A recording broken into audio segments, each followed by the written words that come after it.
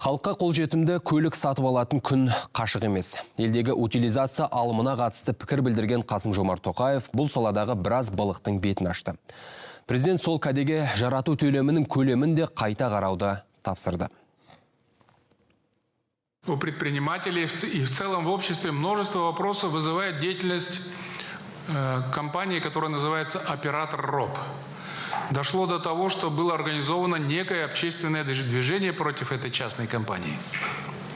Я поручаю правительству принять меры по прекращению утилизационного сбора и распоряжения утилизационным сбором «Оператор РОП». Президент бұндай маңызды іспен шетелдердегі секілді мемлекеттік ұйым айналысу қажеттігін баса айтты. Ал ғалымдардың өзіне тоқталсақ, оның мөлшері қайта қаралу керек. Айта кетейік, соңғы жылдары еліміздің түкпір-түкпірінде утилизация алымы халыққа қарсы жасалған. Қаржы тұрғысынан қитұрқысы көп жүйе деп ұрандатқан түрлі қарсылық шарасы өтті.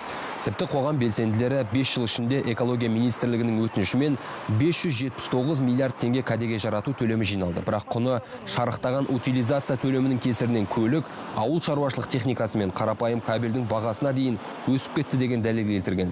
Амалы таусылған қоғамдық қозғалыстар осы мәселені ретке келтіру тұрғысында референдум өткізуге де бекінген еді.